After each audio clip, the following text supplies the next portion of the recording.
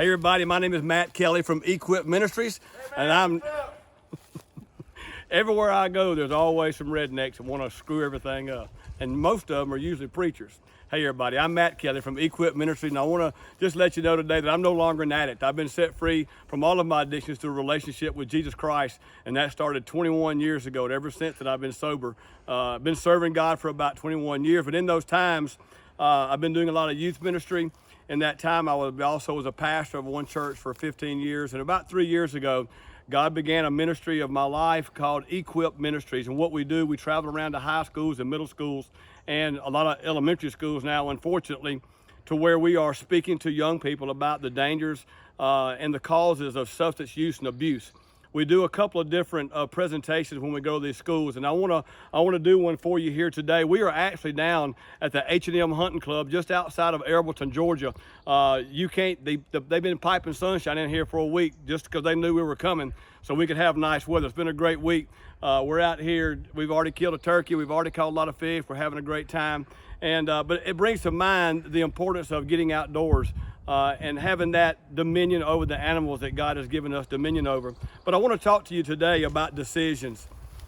There was a great football coach one time named Joe Gibbs, and Joe Gibbs was quoted a lot as telling his teammates that decisions determine your destiny. And while accurate, that's very accurate, that's true. But more importantly, that was not an original thought of Joe Gibbs. As a matter of fact, the Apostle Paul said in Galatians 6:8 that God will not be mocked, that we shouldn't be deceived, that for whatever man sows, that's what he's going to reap. And so I want to talk today about those decisions that can oftentimes change or perhaps your destiny, or they can change where you're going to end up. You know, we talk a lot about your identity journey, which is that period of time from the time you're born until the time that you pass. That is your identity journey. That's who you're becoming along your line. We don't put a lot of emphasis on what, we put more emphasis on who you're going to become. To become a person of integrity and a person of character means that you need to make good decisions along your identity journey. And what I want to challenge you to do today, you can see we've got 4 different animals that are all taxidermied out here today. And understand, and I want you not to miss this, these are taxidermied animals. There's a time in each one of these animals' lives that they were alive. They made a decision that cost them their life. They made a decision that changed their destiny. And I want to give you some personality traits of each one of these animals. And I want you, to wherever you may be sitting and watching this, I want you to look at your life. And I'm going to ask you to maybe find out which one of these animals you may be the most like. I've got a little bit of every one of them in my personality, and maybe you will as well. But you may be more like the bass. The bass, this is actually a spotted bass. The bass was actually what we call the apex predator in their environment. There's nothing out there that's going to eat them. They are the ones who are going to grow. As they grow bigger, they become more aggressive, and they become the ones who are the apex predators in their environment. And that may be you in your life. You may be the kind of person who says, hey, I'm going to be at the top of the food chain. I'm going to be the one that makes sure that I know what I want and I know how to get it. That's what the bass does. The bass knows perhaps there's a crawfish or a shad or a bluegill, whatever it may be. He knows that's what he wants, and every move he makes, he will position himself in such a way that he can effectively catch and eat that fish or that crawfish, whatever it may be. But one of the things is God created these fish aquadynamically, which means that when their mouth is closed, water is designed to run over their bodies. The pectoral fins, the dorsal fins, all of their tail fins, everything is perfectly in line with their body, and that keeps them right side up in the water and effectively allows them to maneuver their bodies. The bass can burst in one motion from 0 to 12 miles per hour in order to catch that fish, whatever it may be. But however, when God created these animals, they don't have any eyelids. The reason this is important is because this causes the bass to want to stick in the shade. He wants to stay on the darker side of things, and maybe that's you. Maybe your character is one of those that likes to be on the shady side. Maybe you like to cheat. Again, I got some of this in my speed limit. I like to kind of get over that 70 mile an hour sometimes, and that's a little bit shady. But maybe you have some shady characteristics in your life that you know really shouldn't be there. You know they can magnify, and they can cause you to make some bad decisions down the road. So I want to challenge you, if you're like the bass, to be thinking about perhaps some of those decisions. Typically, these bass are always going to lie on the dark side, the shade side of an object, whatever it may be, and then dart out to get that. But another thing the bass does, the bass hangs out with other bass in what we call schools. And if you're a bass fisherman, you want to catch bass in the school time of the year, in the fall when they're schooling up, because they are basically in a feeding frenzy. You don't have to be a good fisherman to catch a bass in a school of bass. You can simply throw anything in there that's going to be live or that's going to look alive. If it shines, if it moves, whatever it is, these fish are going to eat that because they're acting upon instinct. It's purely impulsive. They're not thinking. There are other times in the year where you have to really present something slow and they have to think about it and make good decisions. And maybe you are that way. Maybe sometimes you can look at something and make a rational decision and investigate all the opportunities, but there may be times in your life when something flashes, something looks good, something smells good, something makes you feel good, where you don't think about the impulse. You just reach out there and grab it. And that can make a bad decision for you, I can promise you. I've been there. So I want to challenge you. Maybe you're like the bass. Oftentimes when these guys are in schools, you may be a good person while you're by yourself, but when you get to hang out with the people, you begin to act more impulsively. So again, maybe like the bass. Maybe you're like the duck. The duck is a leader.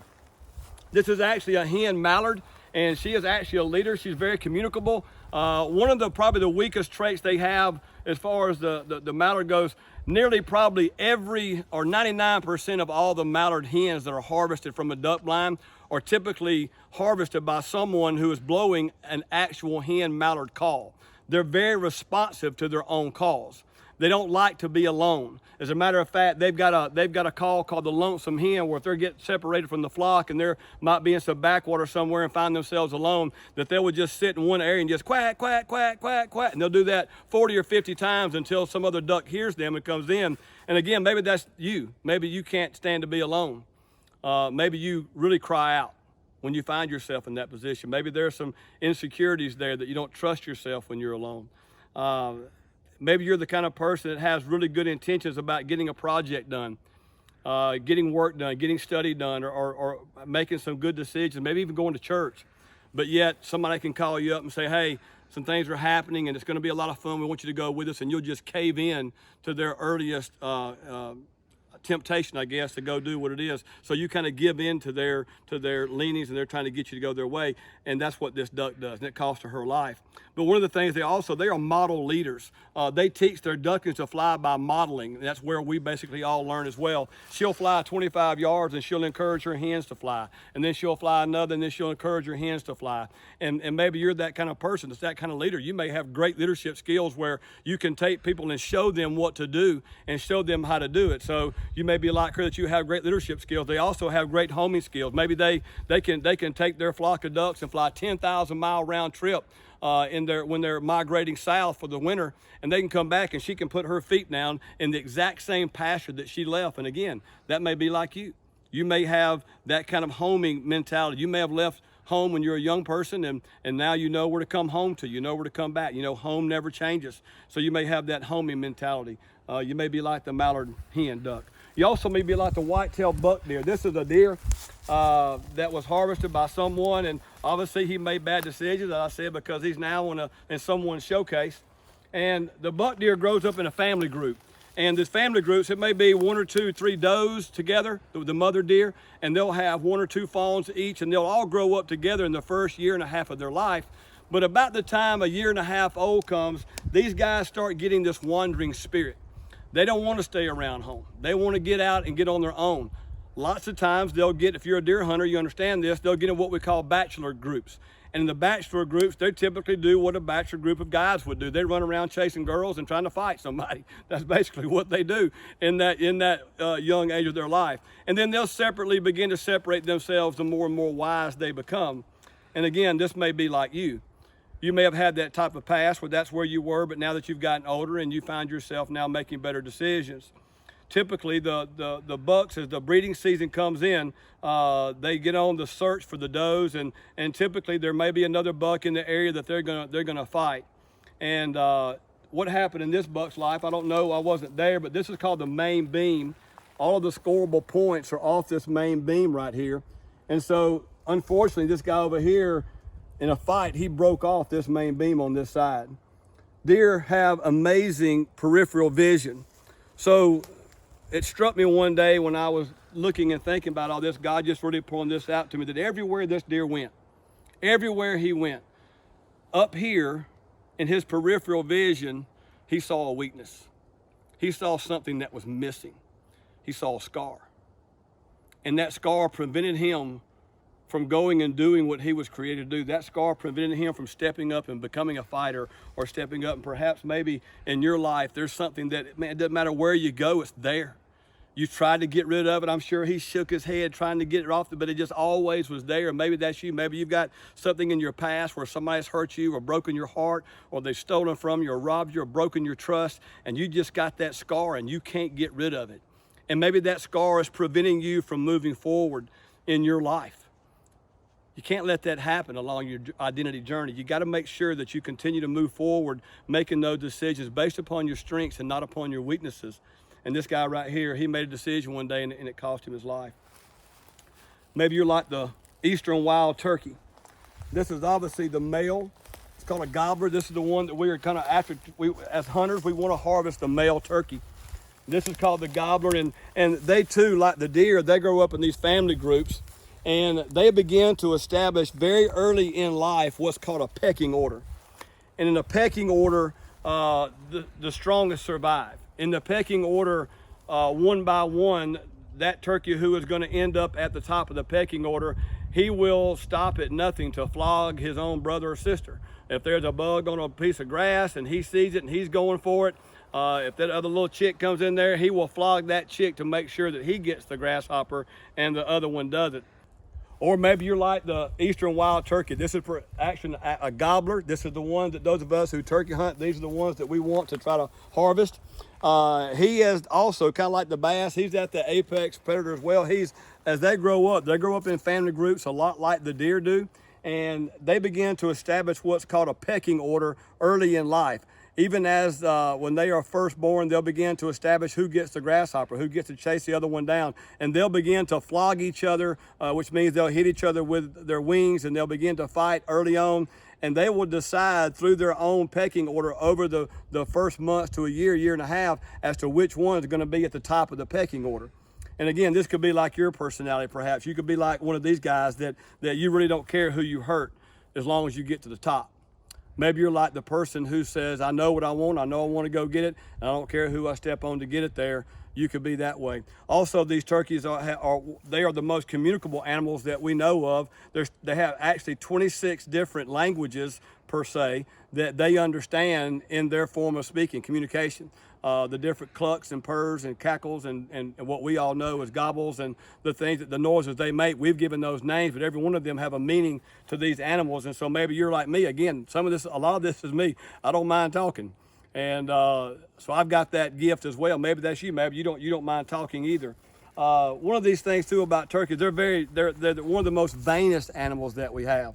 And when I say vain, I mean these guys can literally spend up to 7 hours a day. So if you're a turkey hunter and you just don't know what happened at that time, or that hen, you don't know where they went, most of the time during the middle of the day, they are going to spend that usually in some deep woods like this, and they're going to be down there preening themselves. And so what actually happened, this turkey would never be caught dead looking like he looks. He would take this long neck that God's given them, and he would stick it around here, and he would make sure that he makes every one of these feathers line up in a proper form, in a proper way. And again, not that that's bad, but you got to be careful. If you've got that vanity, it can swing too far to one side to where you think it's all about you. And maybe you're that way. Maybe you know someone that's that way. So these are our 4 animals. I just want you to think about which one perhaps may be like you. Now what I want to do is this. I want to share with you 4 quick stories about individuals, independent lives who had many of these personality traits of these animals. And since we're here, we'll just start out with the turkey. Perhaps a person like the turkey was a man who was the most handsome in his high school. He was the one that was the captain of the football team. He lettered in baseball. He was the captain of the baseball team, of the basketball team. SGA president, really made good grades in school, had really good work ethics. His mom and dad grew up. However, he grew up in a split home. Mom and dad both remarried, all had good working relationships, all had good integrity in their character and working. And he learned how to work at an early age and learned that he could go out and make his money, got a degree in business, turned that business into a multi-million-dollar business. And as he did that, what comes with that oftentimes is a lot of different types of people that you come in contact with. And early on, this man was influenced by some people who were drinking a lot, and they began to have drinking parties, and the more they drank, the more he would drink, and the more he would drink, he would invite people to his house to have these drinking contests to see who could drink the most. And here's the sad part of the story. When you look at this man today, he's the loneliest man that I know. He is a man that if he were to die today, he would have to perhaps buy 8 friends to carry his casket. He's already had 2 or 3 marriages that have been busted up. He's a multi-millionaire, doesn't even work anymore. As a matter of fact, right now, he's on a golf course, probably somewhere playing golf, and more than likely right now, he's already drinking, if not drunk. And here's the part I want to talk to you. This guy was a winner at everything he ever did. He was intentional. He was one of those kind of guys, man, that he would go after it and he would get it and he would do what it took to get it. He was just like this turkey. But along the line, even though that he has what the world thinks are successes, even though he has right now what most of us would say, hey, I want to have that one day. I want to be able to do what I want to do as a hobby. I want to go do this all day long and do what I want to do. This man today is a slave to a 24-ounce bottle. He has power over so many people. He has managed hundreds, if not thousands of people along his business career, but he has no power over a bottle. And I want to challenge you along your identity journey to be careful, because every alcoholic that I'm familiar with, and I do a lot of alcoholic counseling, every one of them began with just one. And they always thought they could control it. And they always thought that they could do better. And maybe yours is not alcohol. Perhaps it's pornography. Perhaps it's cheating. Perhaps it's just getting on the bad side of making bad decisions, but you always thought that you could get over it. You always thought you could have that victory, but maybe today you find yourself and you don't have any victory. You see, this guy's life is not over, but basically it's been rendered ineffective by Satan's terms, to where in his life right now there's no ministry, there's no testimony, there's nothing that really counts for anything other than the millions of dollars. But we know that's going to be short-lived. Maybe you're like the mallard duck. Girl's name was Elizabeth. Elizabeth grew up in a home to where she had a mom and dad who worked. The dad worked about 70 hours a week. The mom didn't work. And she always thought that dad was working just because he wanted to provide for the family. Well, the older she got, she began to learn some of the family's dark secrets, in which the dad was, when she turned 15 years old, the dad, pointing his finger at her one day, told her, you need to understand something. You're a girl and I'm a guy, and you and I have nothing in common, so don't be expecting any of this daddy-daughter stuff from me. This really began to hurt Elizabeth, and she began to learn about the mom's problems with alcohol and pain pills, to where she was addicted to opioids, and she also drank a lot. And so the dad was actually working 70 hours a week to keep him coming home, and here mom began to just barrage him with arguments and just cussing and terrible arguments. Elizabeth would go and hide her head in her room so she wouldn't have to listen to it. But after her dad told her that, when she became a sophomore in high school, she began to realize, I'm not going to be like this. Remember, she's a leader. She began to say, I'm not going to turn out like my mom and dad. So she began to really hit the book. She began to study hard, and she became an AB honor roll student. She actually also became the president of the SGA. Her 11th grade year, she became a cheerleader. 12th grade year, she was the head cheerleader. She was a homecoming queen her senior year. But she was the light of the class. Everybody loved Elizabeth. She would come in homeroom. Everybody was talking to her. Everybody liked to be around her. But what would happen is when she would go home to a very dark environment. And maybe that's you. Maybe you are one person at school or at work, but yet when you come home, there's a dark environment there. And it wasn't long before this dark environment began to have an invasive persuasion in her life, and she began to really deal with the inside hurts of her parents, and it turned to pure hatred. And this began to change her countenance at work and at school. And one day she went to school and she had that dark countenance, and another person that she knew in the class said, hey, Elizabeth, something's wrong with you. What's up today? And she said, she screamed almost abruptly, I hate my parents. I hate them. I hate everything about them. I don't want to be around them. I hate who they are. I hate what they're trying to put on me. I hate my parents. And the girl started smiling. She said, finally, you are like one of us. We hate our parents too. Why don't you come hang out with us? She began to hang out with this darker group of friends, and it wasn't long they introduced Elizabeth to cutting. And they told her that the inside pain would go away if she would take a razor blade and begin to cut her arms in the private spots where no one would see. And then they told her that, hey, I know that hurts physically, and here's some Percocets to help you deal with the actual physical pain of cutting. So it wasn't long before Elizabeth's world was just really getting inside out, because she was listening to someone else who was putting their values into her life. And you have to be careful in your life that you don't be like this duck, that you don't be like Elizabeth, that you let somebody else begin to place their values upon your life. You have intrinsic value with God. You can't earn it. You can't do anything to destroy it. God loves you the way you are, and he wants to do so much good in your life. You can't allow somebody else to bring you down in your character or bring you down because there's things in your life. Elizabeth failed at that. 3 months later, she didn't show up at school one day, and her friends all went over to her house, knocked on the door. Mom comes to the door after several beatings on the door. The mom comes to the door, and she just all still had the pajamas on. She's hungover from the night before. She had no idea that Elizabeth wasn't even in school. And so they went upstairs, and the bedroom door was open, and the sheets had been turned back, but they knew that she had been in bed. They turned to the bathroom door, and the bathroom door was locked, and one of her friends ended up knocking the door, and he found Elizabeth's dead, naked body fell between the commode and the tub, and she had a heroin needle plunged in her arm. 17 years old. She was bright, intelligent, and she made bad decisions. And there she lies in just utter shame, because she made bad decisions that not only determined her destiny, it changed her complete character and her destiny. And it began with just one bad decision that began to go down the road. And here's the saddest part of the story. That was graduation day.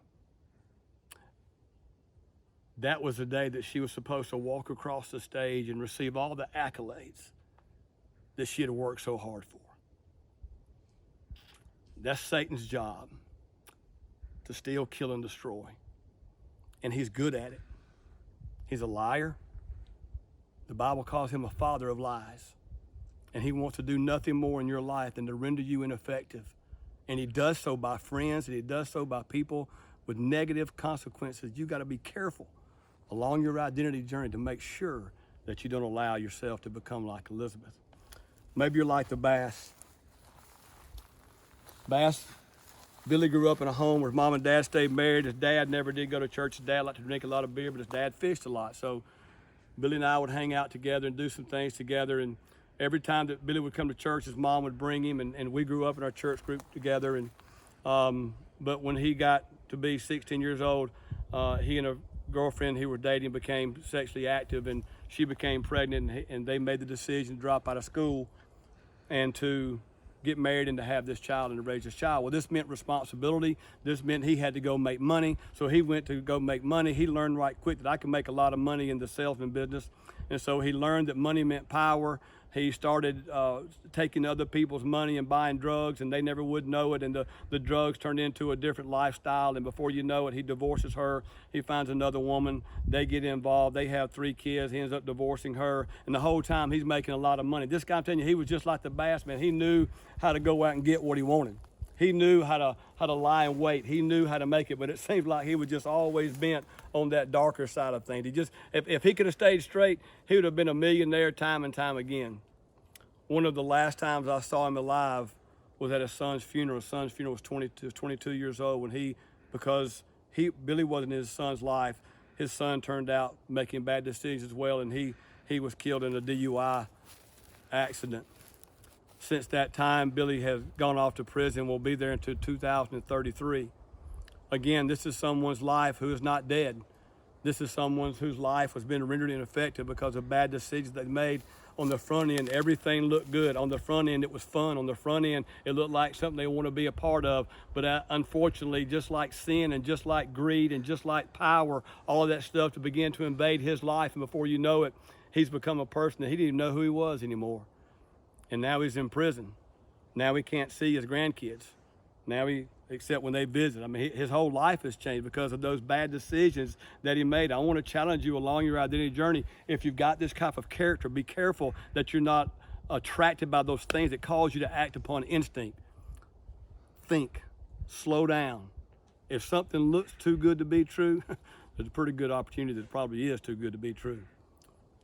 I want to finish up with a story about Luke. Luke, at the age of 15 years old, had a wandering spirit. Grew up in a home where mom and dad loved him. Mom and dad were very much in love with him. They went to all of his ball games. They went to all of his activities coming up. As a matter of fact, Luke's father was a pastor and a preacher. And so every time the doors were open, Luke would go to school. He'd go to church every time the doors were open.